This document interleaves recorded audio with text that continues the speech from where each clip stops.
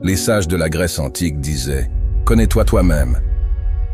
Mais comment, à notre époque pleine de technologie, pouvons-nous vraiment nous comprendre, découvrir notre personnalité et notre potentiel? Dans cette vidéo, nous allons explorer 8 méthodes inspirées des stoïciens pour mieux nous connaître. C'est une chance unique de plonger dans l'univers de notre esprit et de ses incroyables capacités. Si vous cherchez à vous améliorer et à vous découvrir en profondeur, ne ratez pas cette vidéo. C'est le début d'un voyage vers une meilleure connaissance de soi. Premièrement, imaginez que vous vous regardez comme si vous étiez une autre personne. Avez-vous déjà pensé à la manière dont vous pourriez changer si vous vous observiez de l'extérieur? C'est le cœur d'une technique stoïcienne, se voir avec la curiosité d'un inconnu. Nous sommes souvent aveuglés par nos émotions et nos idées préconçues, ce qui fausse notre vision de nous-mêmes. Imaginez que vous êtes le héros d'un film. Que diriez-vous de ses actions et choix? En changeant de point de vue, on peut se voir de façon plus objective et repérer des habitudes ou réactions qui ne nous conviennent pas. Il ne s'agit pas de se critiquer, mais de voir plus clair. En regardant un inconnu, on n'a pas le même bagage émotionnel que lorsqu'on s'observe soi-même. On voit ses actions telles qu'elles sont. C'est cela l'objectif, se voir clairement et sans jugement. Les stoïciens nous apprennent à observer sans critiquer, comme un scientifique qui regarde une expérience. Quand on se sent en colère, il faut prendre du recul, se demander pourquoi, et regarder nos émotions comme si elles n'étaient pas à nous. Cette approche apporte une grande clarté. On commence à comprendre d'où viennent les émotions, non pas en les refoulant, mais en les observant de loin. Cette manière de voir est essentielle dans un monde où les émotions peuvent être éphémères, comme les tendances sur les réseaux sociaux, mais aussi importantes que des décisions dans la vraie vie. Ce changement de perspective n'est pas facile, mais il est puissant. Rappelez-vous de cette sagesse stoïcienne de Sénèque, nous souffrons plus souvent dans notre imagination que dans la réalité. En vous observant de manière objective, vous réduisez les souffrances inutiles causées par des idées fausses et des réactions excessives, ce qui conduit à une vie plus paisible. Deuxièmement, il est crucial de vous accepter entièrement, avec toutes vos qualités et défauts. Vous savez, quand on se regarde dans le miroir, on a souvent tendance à ne voir que nos imperfections. Il arrive la même chose avec notre personnalité. On se focalise sur nos erreurs ou sur ce qu'on n'aime pas chez nous. Cette autocritique crée une voix intérieure peu encourageante. Mais voici une idée importante. Pour vraiment évoluer, il faut accepter chaque aspect de soi-même, le bon comme le mauvais, et même ce qu'on trouve laid. Cela signifie reconnaître tout ce qui fait de nous ce que nous sommes, sans nier ni exagérer nos côtés négatifs. Le stoïcisme, c'est voir les choses telles qu'elles sont, dans leur réalité. Il nous encourage à accepter tout notre être. Quand vous acceptez vos imperfections, vous ne renoncez pas à vous améliorer. Vous commencez plutôt par une approche honnête. Et l'honnêteté, c'est le point de départ du changement. Comme l'a dit Marc Aurèle, accepte ce que le destin t'apporte et aime ceux avec qui le destin t'a réuni, mais fais-le de tout ton cœur. Cette acceptation est la base d'un véritable changement. Troisièmement, il est crucial de se lancer des défis, mais en commençant petit.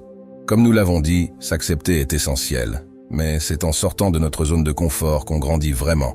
C'est comme un muscle qui a besoin de repos, mais aussi d'exercice. Vous savez maintenant qui vous êtes, il est temps de découvrir ce que vous pouvez devenir. Le stoïcisme valorise l'amélioration continue, mais il faut commencer par de petits pas.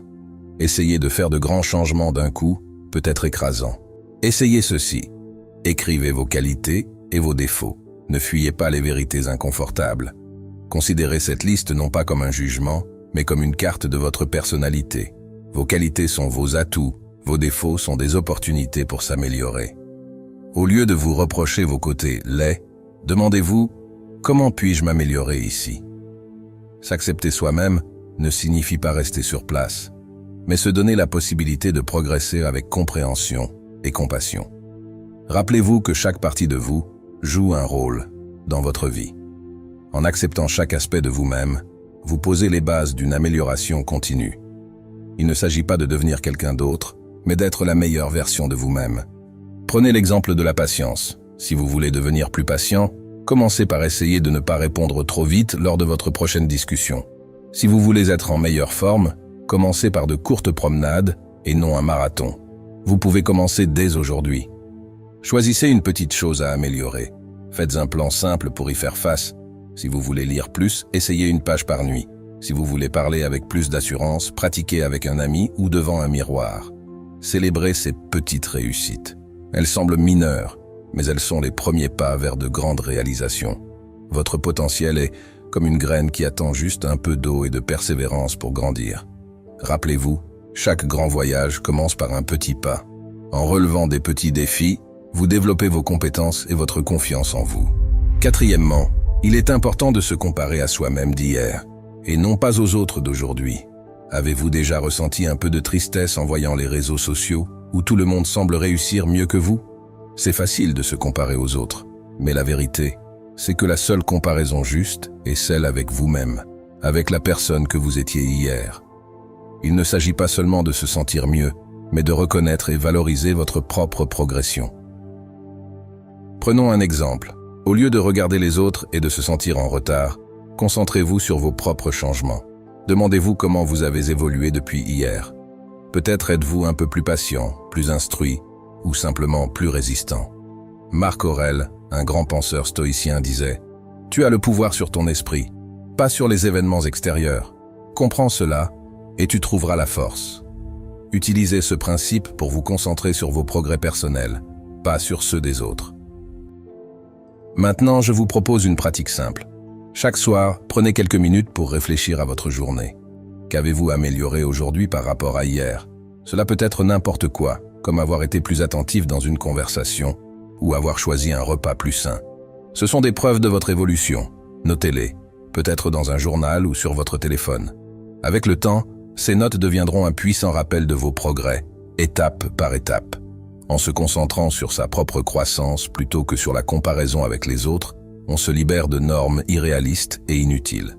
Vous commencez à apprécier votre propre parcours, en sachant que chaque jour vous rapproche un peu plus de la personne que vous voulez devenir. Maintenant, abordons une étape cruciale, la 5e, qui est fondamentale dans notre voyage de découverte de soi. Prendre la responsabilité totale de nous-mêmes. C'est un principe essentiel qui peut transformer radicalement notre approche de la vie. Prenez entièrement la responsabilité de vos choix. Cela représente un grand changement, comme si vous preniez le contrôle d'une voiture qui était jusque-là en train de dériver sans direction. Souvent, nous avons tendance à blâmer les circonstances, les autres, ou la chance pour notre situation actuelle.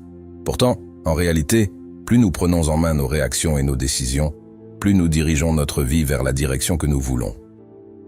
Cela commence par arrêter de se comparer aux autres et plutôt se concentrer sur notre propre progrès.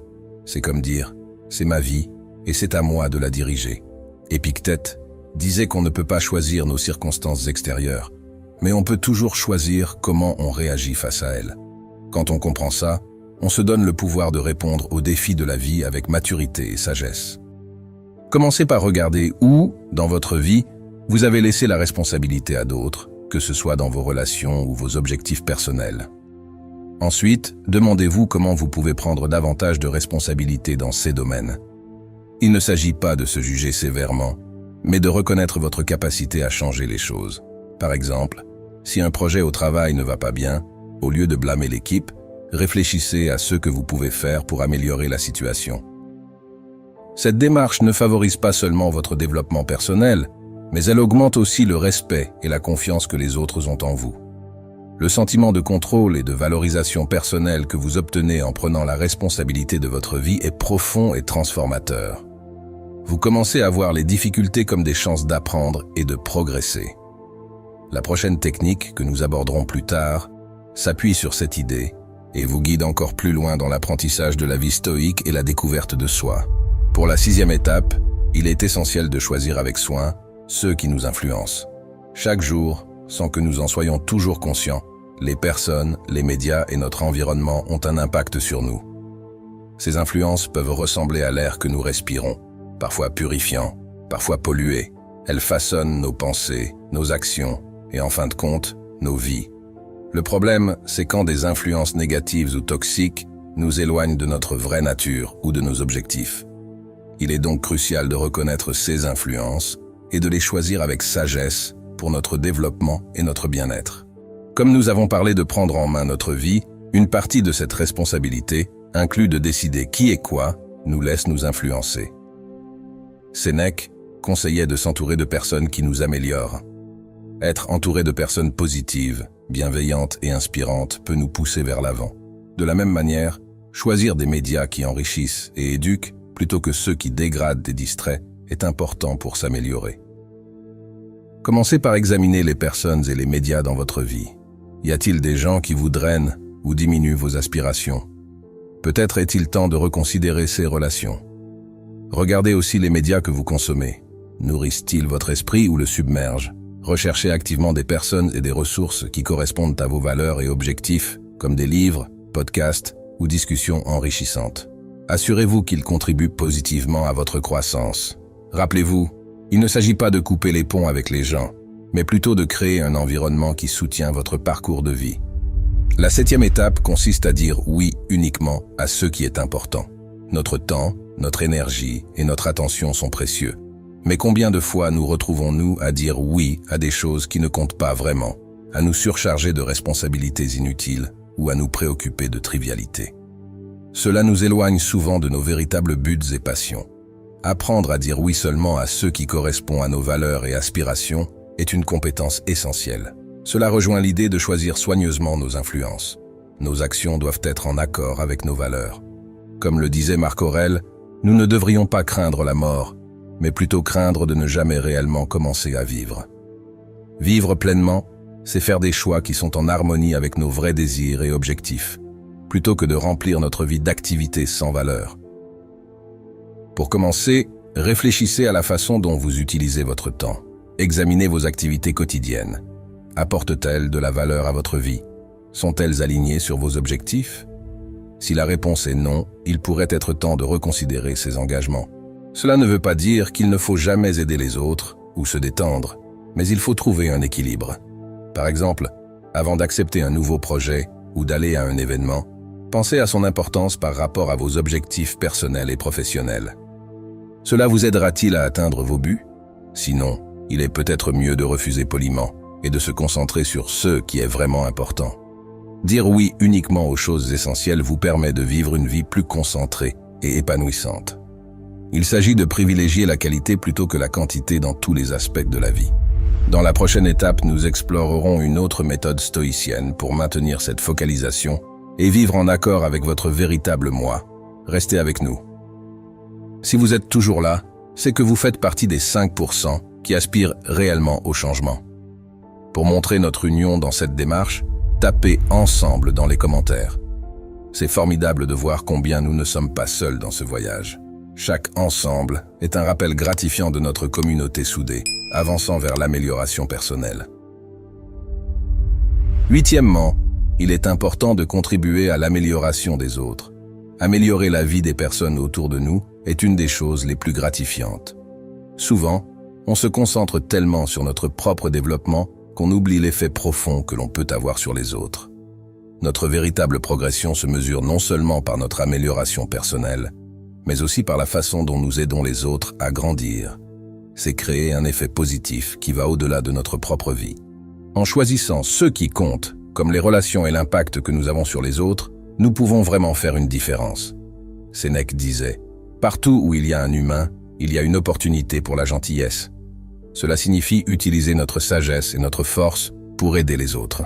Il s'agit d'améliorer non seulement soi-même, mais aussi notre communauté. Commencez par être une force positive pour ceux qui vous entourent. Cela peut être simplement écouter quelqu'un, partager des conseils tirés de vos expériences, ou encourager quelqu'un qui fait face à des difficultés. Vous pouvez aussi donner de votre temps en tant que bénévole, devenir mentor, ou juste essayer de répandre la gentillesse. Même de petits gestes de soutien peuvent avoir un grand impact.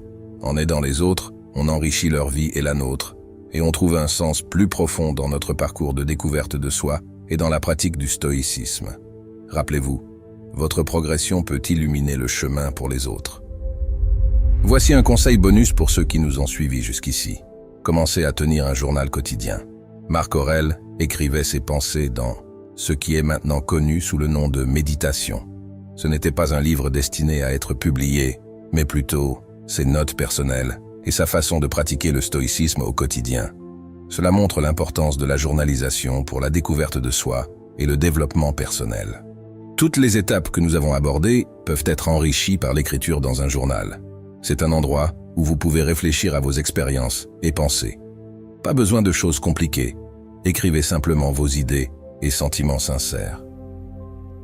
En écrivant, vous trouverez de la clarté et des idées cachées dans le tumulte de la vie quotidienne. Comme le disait Sénèque, le vrai bonheur est de jouir du présent sans inquiétude pour l'avenir.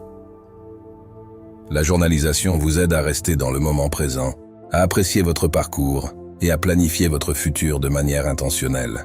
Parmi toutes les techniques stoïciennes, laquelle vous intéresse le plus? Partagez vos pensées dans les commentaires. Notre discussion d'aujourd'hui fait partie d'un plus grand voyage d'apprentissage. Si le développement personnel et la quête de sagesse vous passionnent, faites-le savoir en nous laissant un petit like et continuons ensemble notre exploration des enseignements stoïciens. C'était Téléma. À bientôt, amis stoïciens.